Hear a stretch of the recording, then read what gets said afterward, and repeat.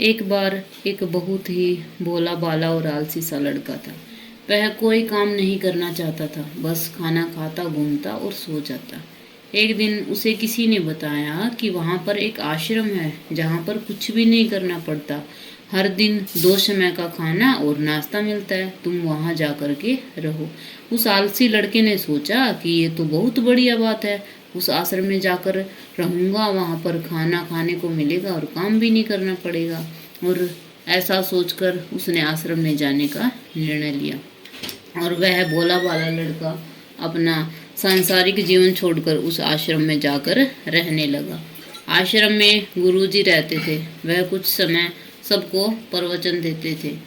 उस समय वह लड़का भी उनके प्रवचन सुनता और बाकी समय में आराम करता और पेट भरकर सो जाता।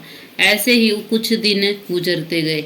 एक दिन उस आश्रम में कुछ भी खाने को नहीं बना। नाश्ते के समय नाश्ता नहीं मिला। उसने सोचा चलो नाश्ता नहीं मिला तो भोजन ही मिल जाएगा। अब भोजन के समय उसे भोजन भी नहीं मिला। लड़का दौड़कर गुरुजी के पास गया और उसने पूछा कि गुरुजी आज भोजन क्यों नहीं बना। गुरुजी ने कहा कि बेटा आज एकादशी है और जितने भी आश्रम के सदस्य हैं उन सब का उपवास है और तुम्हारा भी आज उपवास है। आज आश्रम में भोजन नहीं बनेगा। वह लड़का आलसी था और उसे भूख भी बहुत ज्यादा लगती थी। उसने गुरुजी से कहा कि गुरुजी मैं उपवास नहीं रख सकता, मुझे बहुत ज्यादा भूख लगी है, मुझे खाना खाना है। गुरुजी ने कहा ठीक है बेटा, जाओ भंडारे में से सामान लेकर आओ और आश्रम से बाहर कहीं जाकर अपना भोजन बना लेना। लेकिन एक चीज याद रखना कि भोजन बनाने के बाद पहला भोग भगवान को लगाना और फिर तुम प्रसाद पाना। वह लड़का बोला ठीक है और फिर अनाज लेकर वह नदी की तरफ चल पड़ा। नदी के पास जाकर उसने भोजन पकाया और जैसे ही भोजन तैयार हुआ उसके बाद वह कहने लगा कि हे भगवान, हे श्री राम, हे मेरे प्रभु, आइए पधारिए, भोग लगाइए। ऐसे कहकर वह भगवान जी को पुकारने लगा, आइए राम जी आइए, भोग लगाइए। लेकिन उसे ऐसा करते हुए बहुत देर हो गई और कोई भी नहीं आया। तब उसने सोचा कि ऐसा क्या हो रहा है कि भगवान जी नहीं आ रहे मेरे बुलाने पर। लेकिन गुरुजी ने तो कहा था कि पहले भगवान को बुलाना, भोग लगाना और उसके बाद अपना भोजन ग्रहण करना। अब गुरुजी की बात भी नहीं टाल सकता। वह कहता है कि भगवान जी मुझे पता है आप क्यों नहीं आ रहे, क्योंकि आपको तो अच्छा अच्छा खाना खाने की आदत है और मुझे अच्छा खाना बनाना नहीं आता। मुझे अच्छा भोजन बनाने की आदत ही नहीं है। लेकिन भगवान जी, गुरुजी की बात माननी पड़ेगी और नहीं तो मुझे भूखा ही रहना पड़ेगा। भगवान जी आइए और मैंने जो कुछ भी रूखा सूखा बना रखा उसे आकर खा लीजिए। भगवान श्री राम उसकी सरलता पर बहुत ही खुश हुए और उस लड़के को दर्शन दे दिए।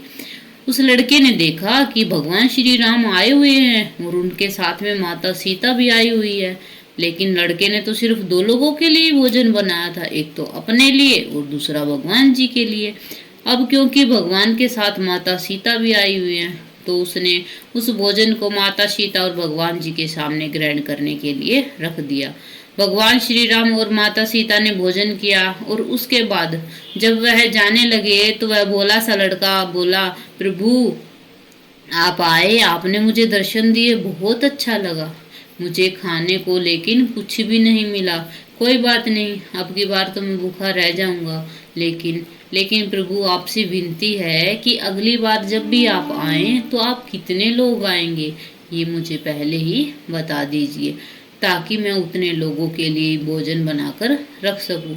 भगवान श्री राम मन ही मन मुस्कुराए और अंतर्ध्यान हो गए। लड़का आश्रम गया। अगला दिन आया और ऐसे ही दिन बीतते गए और फिर से एकादशी का दिन आ गया और इस बार उसने 3-4 लोगों के लिए अनाज ले जाकर के खाना पकाया और नदी के किनारे पर पहुंचकर उसने बड़े खुश होकर भगवान जी को बुलाया, आइए भगवान जी भोग लगाइए, आइए माता सीता भोग लगाइए। इस बार लड़का देखता है कि भगवान श्री राम पूरा राम दरबार लेकर आए हैं, जैसे माता सीता, लक्ष्मण, भरत, हनुमान जी और भी लोग आए। लड़के ने तो लेकिन सिर्फ 3-4 लोगों का ही भोजन बनाया था और इस बार भी भोजन कम पड़ गया। लड़के ने निराश होकर भोजन को प्रभु के सामने रख दिया और उन्होंने भोजन किया और फिर चले गए, और इस बार भी लड़के को भूखा ही रहना पड़ा। अब लड़का फिर से आश्रम में वापस आ गया। ऐसे ही दिन बीतते गए और फिर से एकादशी का दिन आया। इस बार गुरुजी कहने लगे कि गुरुजी, मुझे इस बार थोड़ा सा ज्यादा अनाज चाहिए। गुरुजी ने सोचा कि यह इतने सारे अनाज का क्या करता है, कहीं से बेचता तो नहीं है। फिर उन्होंने कहा कि ठीक है, भूख से परेशान रहता है। लड़के ने कहा, नहीं गुरुजी, मैं भूख से परेशान नहीं रहता। प्रभु के साथ बहुत सारे लोग आ जाते हैं और उनको भी तो भोजन कराना पड़ता है। गुरुजी को लगा कि लड़का पागल हो गया है, लेकिन गुरुजी ने सोचा कि चलो एक बार चलकर देखते ही हैं कि यह लड़का अनाज का करता क्या है। वह भोला सा लड़का अनाज ले जा करके नदी के किनारे पहुंचा और इस बार उसने भोजन नहीं पकाया। उसने सोचा कि हर बार की तरह इस बार भी प्रभु जी ज्यादा लोगों को लेकर आएंगे। इस बार वह जितने भी लोग आएंगे खुद खाना बना लेंगे और खा लेंगे। और वह फिर प्रेम से प्रभु जी को बुलाने लगा, आइए प्रभु जी आइए, माता सीता आइए, राम दरबार के सारे सदस्य आइए। ऐसा कहकर वह प्रभु जी को पुकारने लगा। गुरु जी छुप कर ये सब देख रहे थे कि ये भोजन तो बनाया नहीं और फिर भी प्रभु को बुला रहा है। लेकिन लड़के ने देखा कि इस बार प्रभु के साथ बहुत सारे लोग आए हुए हैं, तो उसने प्रभु के सामने हाथ जोड़कर कहा कि हे भगवान, मुझे माफ करना, आप बहुत सारे लोग आ जाते हो, मुझे पता ही नहीं है कि कितने लोग आओगे और मेरी इतनी हिम्मत भी नहीं है कि मैं इतने सारे लोगों के लिए भोजन बना पाऊँ। इसलिए प्रभु कृपा कीजिए, आप स्वयं आइए, खाना बनाइए, भोग लगाइए। प्रभु मुस्कुराते हैं और अपने साथ आए हुए सभी लोगों के साथ मिलकर खाना बनाने लगते हैं। गुरुजी छुप कर ये सभी देखते हैं और फिर लड़के के पास आकर कहते हैं कि तुम ये क्या कर रहे हो। लड़का कहता है कि गुरुजी, आपको दिख नहीं रहा क्या, भगवान श्री राम पधार चुके हैं, माता सीता आई हुई है, हनुमान जी भी आए हुए हैं और भी बहुत सारे लोग आए हुए हैं और सब के सब मिलकर भोजन बना रहे हैं। गुरुजी ने बोला कि पागल हो गया है क्या तू, मुझे तो कोई नहीं दिखाई दे रहा। लड़का गुस्सा हो गया और बोला, प्रभु आप ये क्या कर रहे हो, एक तो मुझे भूखा रख रहे हो और दूसरा मेरे गुरुजी को दर्शन ही नहीं दे रहे हो, जो मुझे पागल समझ रहे हैं। कृपा करके मेरे गुरुजी को दर्शन दो। भगवान बोले, नहीं, मैं इन्हें नहीं दिख सकता। लड़का बोला, क्यों नहीं दिख सकते, मेरे गुरुजी तो बहुत महान हैं, बहुत बड़े ज्ञानी हैं, ज्ञाता हैं। भगवान बोले, हाँ ज्ञानी हैं, ज्ञाता हैं, लेकिन तुम्हारी तरह सरल नहीं है। जो सरलता तुम में है वो तुम्हारे गुरुजी में नहीं है। लड़के ने ये बात गुरुजी से कह दी कि भगवान श्री राम कह रहे हैं कि आप में सरलता नहीं है, आप मेरी तरह सरल नहीं हो, इसलिए आपको नहीं दिख सकते। ये बातें सुनकर गुरुजी की आंखें नम हो गई और वो रोने लगे और बोले कि बिल्कुल सही कहा, मेरे अंदर तुम्हारे जितनी सरलता नहीं है, और फिर माफी मांगने लगे।